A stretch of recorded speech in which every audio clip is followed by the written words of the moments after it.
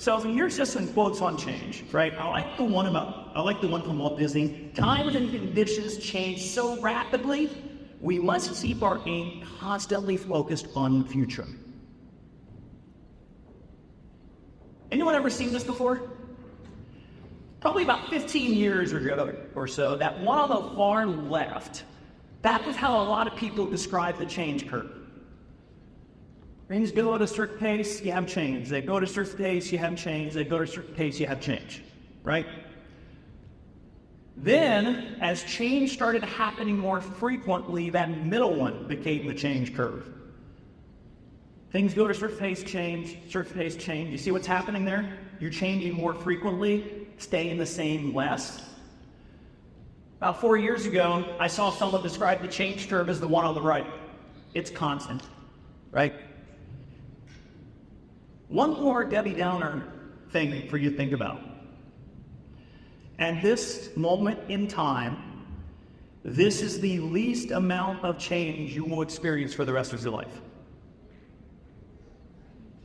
Does that make anyone happy? Any change champions in here, right? But that's true. So we have to get comfortable with being uncomfortable. Can you hit play on this? Let's see if we can see a little clip of this. Sometimes it works, sometimes it doesn't. Let's try again. Is it working? I am just talking. Talking and What movie is this? This is Richmond. Moneyball, right? Brad Pitt. We're trying to solve the problem here. I like this, you're not even looking at the problem. We're very aware of the problem. Could be one bad foot, I apologize.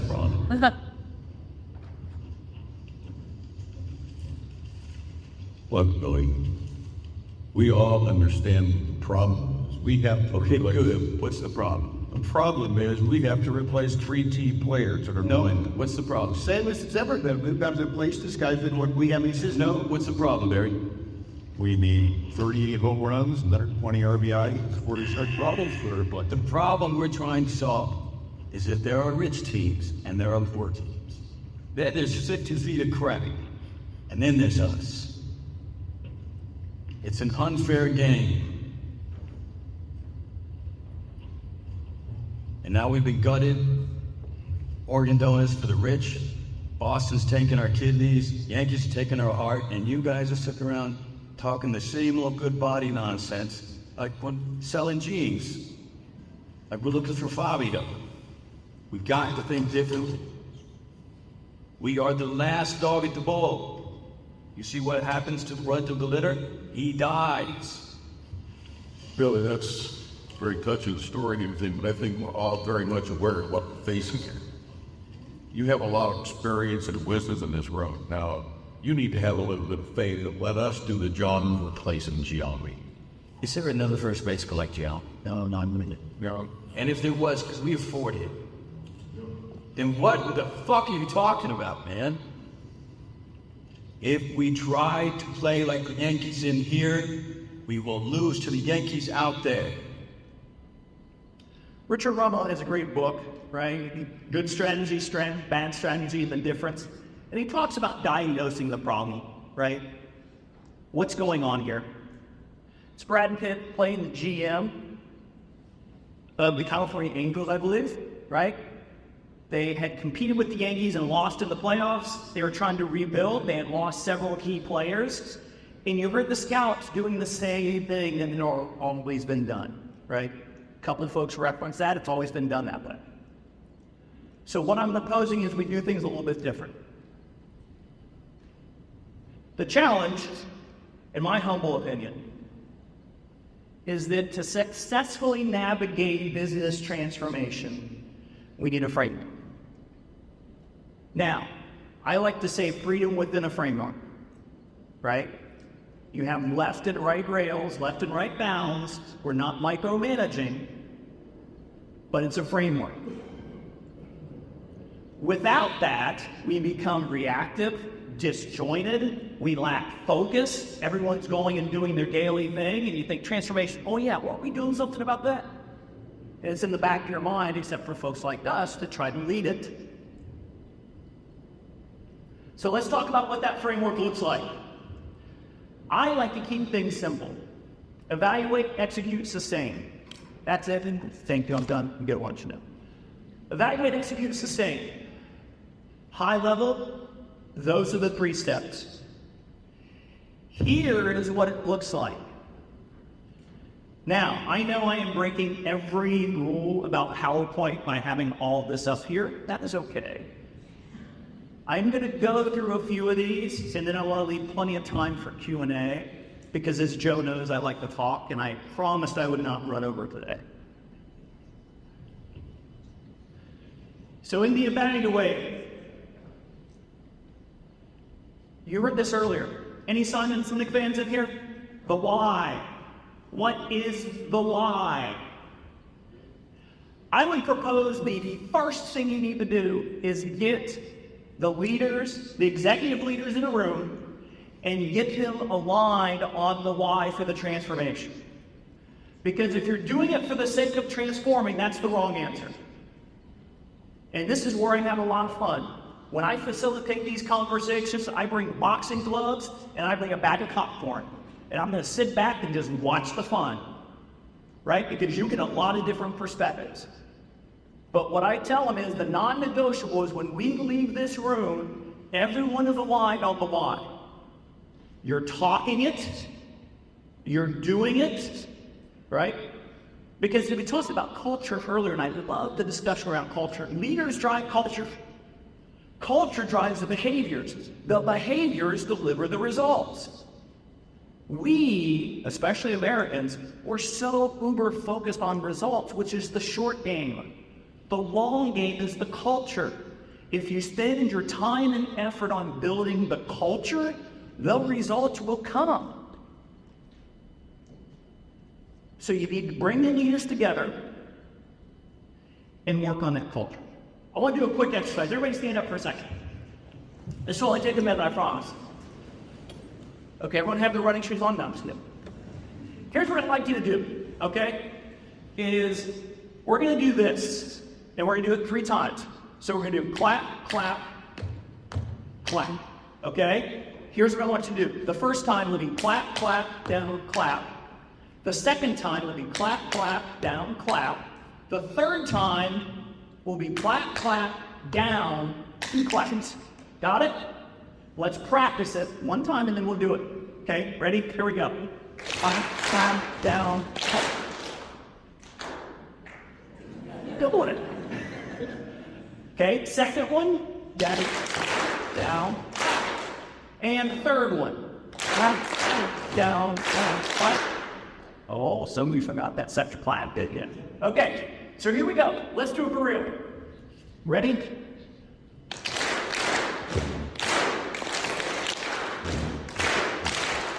What do you do? Why do you let twice? Don't fall in the second time. Because I did. You what? So we sometimes follow what leaders do more than what they say. All the time. Go ahead and sit down. Thank you for doing that. Right? Yeah, we do. And I get really passionately irritated when I hear a term that's used, and if you use this, I'm not irritated at you, I just don't like the term. Leadership buy-in. Because to me, when we say leadership buy-in, we're asking leadership for permission to do something, and that's crap. That's not what we need. We need leadership engagement. They must act it, they must do it, they must talk it. One of the things I learned from the COO at Radial, we used to travel around 20 distribution centers, 5 call centers around North America, Canada. And whenever we would go into a distribution center, it never failed. Sean would go in and he'd see some trash on the ground and he'd pick it up. Anyone ever see someone do that before? Right? And I'll never forget one time, one of the GMs pulled me aside and he goes, "Hey Shane, I know that you and Sean are like buddy. And I was like, "Don't go there." He's like, "So I know we travel with him, but does he realize how disrespectful that is? When he comes into my site It picks up traction on the floor. I started to get a little, I don't have any cover up here, as you probably noticed. So when I started to get a little annoyed, I got a little vein here, and it starts kind of popping a little bit. Started popping a little bit, and I said, hey, can I offer you a different perspective? How disrespectful is it to Sean that when he comes to your site, he has to pick up your trash? Different way of thinking about it, right? That's why when I go in and I do consulting, I wear their shirts, right? I pick up trash. This last time I was there a year, then the shop manager, he'd been there 32 years, one of the first employees hired by the father-in-law of the CEO now, family businesses, right? And he's still picking up trash and just making fun of me and mock me. And he's like, man, you'd make a good wife. I mean, he was just having fun of it. But what I started seeing is some of these people saw what I was doing and they asked me, what are you doing, Shan? Well, if we're going to improve this, we need to start by making sure it's clean. Okay. And they said, hey, listen, we really need vacuums. We need something to clean it up. I said, okay. So I went to Home Depot. I pulled out my credit card and I bought a bunch of brooms. I brought some vacuums and I brought them back. No excuse now, right? Then the manager started making some more excuses. About 3 weeks later, I had to sit down with the CEO and I said, the manager needs to go. He's not buying into what we're doing. And he goes, well, Shane, you don't understand. We don't really fire people here. And my father-in-law was actually the one that hired. And I said, well, when's your father-in-law going to be in next? It's tomorrow. I said, can we sit down with him? And we sat down with him, and here's what they ended up doing, which I thought was really neat. They moved him to a sales position. He ended up being a great salesperson. He was burned out. He had been there so long, he was just burned out. Promoting someone from within almost overnight. Now, I just checked in with him a few weeks ago. Every day before they leave, they're cleaning up. That place is spotless. His father-in-law went down there and said, I've never seen it that clean. I said, thank them. Articulate the why. We need to all agree on why we're doing this.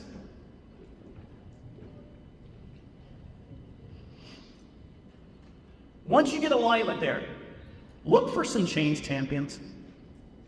They're there, right? Normally, how do you identify them? Is they're your natural influencers.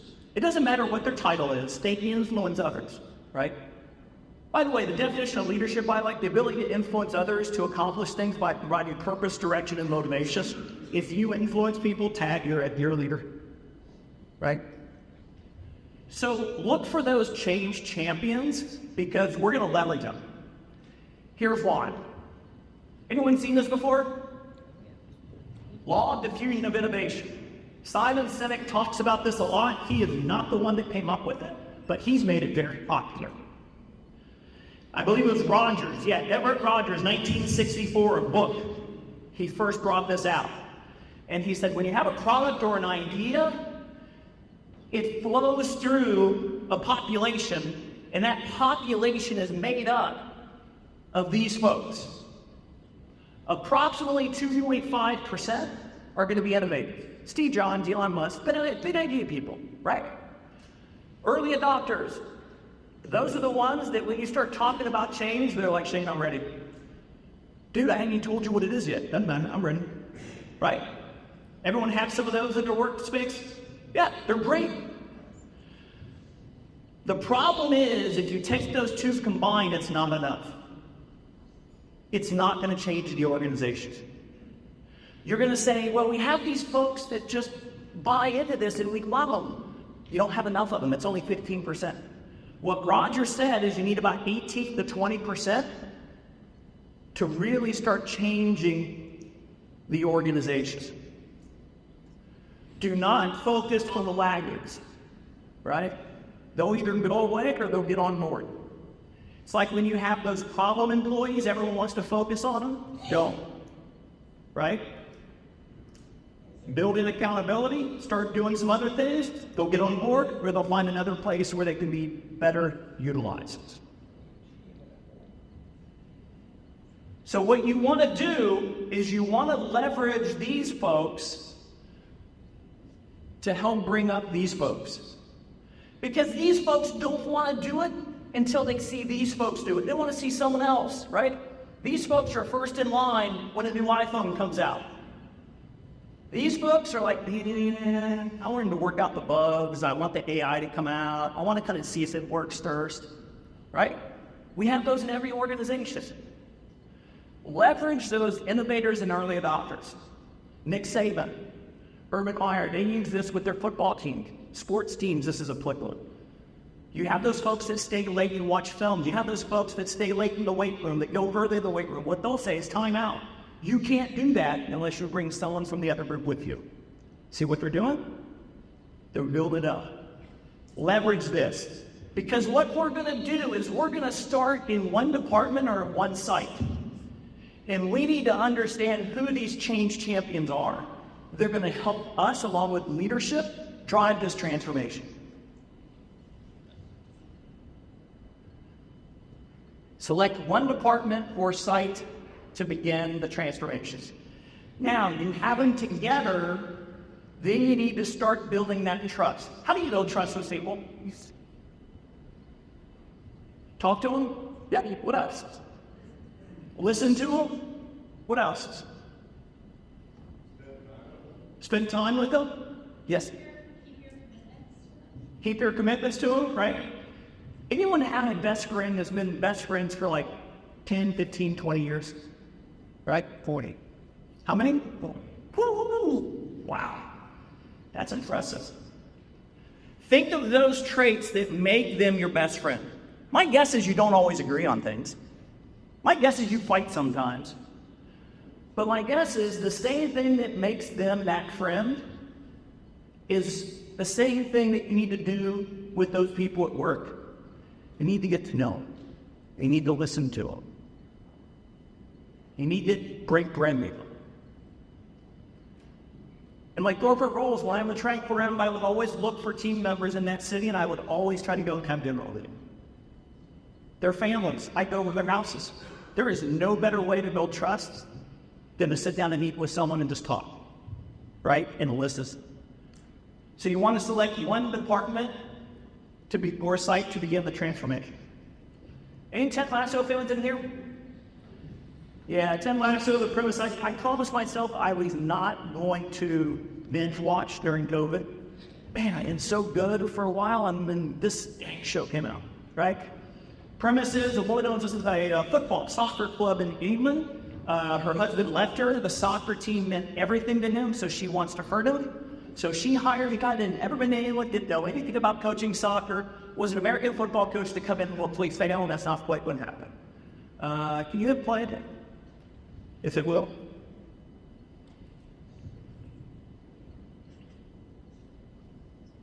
Yeah, it might not.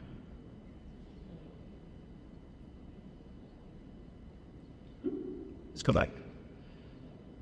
Try it one time, I'm not going to move on.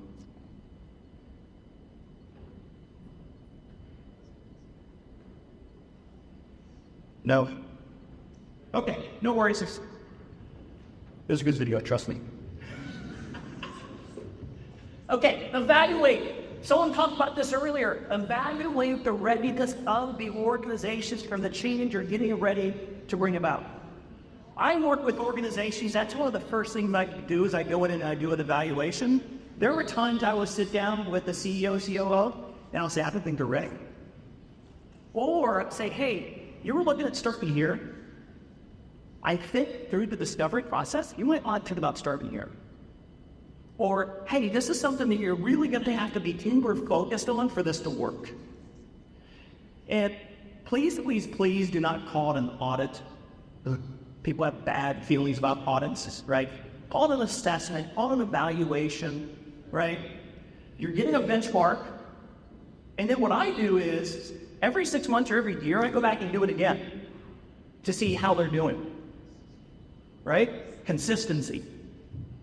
So here's just a couple examples of some ones that I've used, and there's a lot of them out there, right? So here's a dimension that talks about cultural enablers, right? Is on-the-job coaching a part of the culture? Are managers and supervisors seen in work areas, and do they engage with associates? Are managers and supervisors seen as coaches and mentors? Are employees empowered and recognized for ideas? Is this information you think we need to know before we start the transformation? You betcha. So I go in and I spend a few days talking to employees at various levels, getting feedback on this. By the way, the reason I do it at various levels is there's some of these, and I'll show you one, right? Our current state and future state and ongoing continuous cycle. Our improvement ideas routinely shared openly throughout the organization. I would sit down with a GM and ask them that question. The score will be a 5, which means we're impressed. I'll sit down with a frontline supervisor, and it's a 1. Which one's right? Right? This is one of the funnest parts of this evaluation for me, is seeing those differences in scores, right? Same thing with what the questions has to do with knowing your customers and voice of the customer. Most of the time, the executives, they're like rating themselves a 4 or 5. They're like, hey Shane, can we do 10? Is that on the scale? Yeah, sure, but watch what I'm getting ready to show you, right? And I'll give them a 10, and then the other ones, it's like a 1 or a 2, and they're like, no, that sounds true. You're keeping that information here. It's not filtering down to the lowest level of the organization. Therefore, it's not happening, right? And here's one more, right? Enterprise alignment. That's another thing I look at. Once again, it's not necessarily to say we're not going to do this, but I want to know what I'm walking into. Is this going to be and I'll use an old military term, is this going to be a ship sandwich? Anyone heard that term before, right?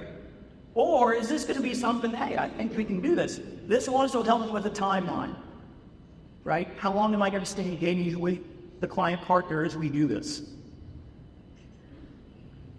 Okay, once we do the evaluation, select key performance indicators, KPIs, metrics, I don't care what you call them. How are we going to measure success? I know the analogy someone mentioned earlier about weight, right? You're going to lose weight. Well, how do you know you lost weight? Well, my pants just fit better. Maybe your spouse secretly wanted you down and expanded so you didn't feel so bad. Did you actually just lose weight? Right? First thing, if you start an exercise routine, step on the scale. Oh, I don't want to. We got to see it. Right? I train for marathons. One of the first things I do is I go for a long run and I see how I'm doing before I get involved. It's about a 20-week training program for running a marathon. I want to know where I'm at. Right? Have I slacked a little bit and I'm going back down into beginner training? Or am I doing okay? As you do this, make sure you have alignment on the metrics. Make sure you're sharing them. Not only was a great organization, but one thing that troubled me about them is they can take any news and make it good news. Anyone seen a company like that? Or work for a company like that? We used to call it putting lipstick on a pig. Right? I hate to tell you, there are ugly babies. They're ugly, let's call them ugly. Let's be honest with one another. That doesn't build trust too. Skill up. Training. We're going to ask people to change. And change is really tough. There was a study, they said during about 2 years of a really active COVID, we humans experienced about 7 years worth of change. Teen suicide rate at an all-time high. If you had a teenager in high school, they were impacted by that one day. Big time, right? Change is really, really tough. We have to make sure that we're arming them with the tools to go through the change. So once we do the assess or the evaluate, now we're into execute. So a couple of things here. Frame clear objectives and expectations. Clearly communicate. Communicate. I teach project management, I coach project management. And one of the things I tell people is about 80% of being a project manager is communicating. Right? Have a plan. Document it. Communicate. Make sure you have those feedback loops in there. Sometimes I learned in the obvious, when we were deployed, I was the team lead, so one of the things I would do is I'd brief the team on the mission. Here's what we're gonna do, here's what it looks like. And then I would go one by one to each team member and say, okay, read back to me in your own words what I just told you. That is not micromanaging. That is making sure that I, as the leader, was effective in communicating. And I hate to tell you, I'm not always effective at communicating. Right? So ask them to read back to you and do it in that way. Right? Not like you do with like my 10-year-old son. Anytime and then you like, don't listen, and so read back what I just said. Right?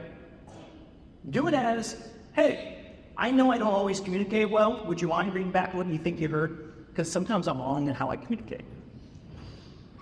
Optimize change management plans through engaging employees with training and support tools. Break down the plan into manageable pieces, right? The two biggest mistakes I see in transformation. One, we're going to transform the entire company at one time. It's going to fail miserably. Number two is right here. Not having, okay, we have a 2-year plan. Got it. But what do you expect next month? What are you expecting in 3 months? What are you expecting in 6 months? Right? Do those check-ins. So make sure that you're able to break it down.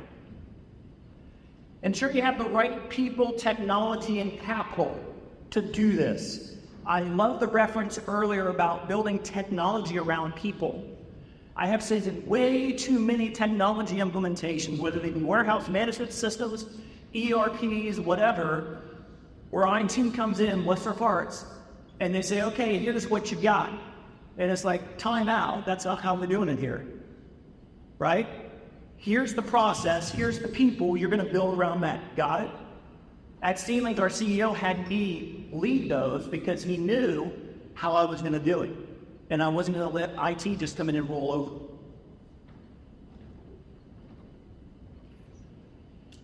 Monitoring the KPIs. If we want to sustain the change, there has to be accountability built in. Accountability is not a bad word. People want to be held accountable. Genius, we watch the Olympics, right? They do the routine, they come over, the coach will whisper something, they give them a hug, right? They're talking about their routine in real time. Coaching and accountability needs to be real time. It's like if you have a dog and they go to the vacuum in the house and you come home 6 hours later and you get mad and you spank them, they're like, what was that for? I went like 10 when you came home. I guess I'm not doing that anymore. Right? You have to give that feedback continuous and on the spot.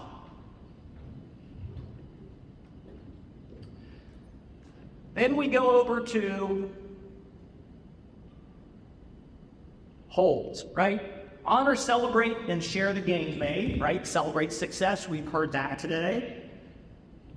Ongoing training, leaders maintain active engagement.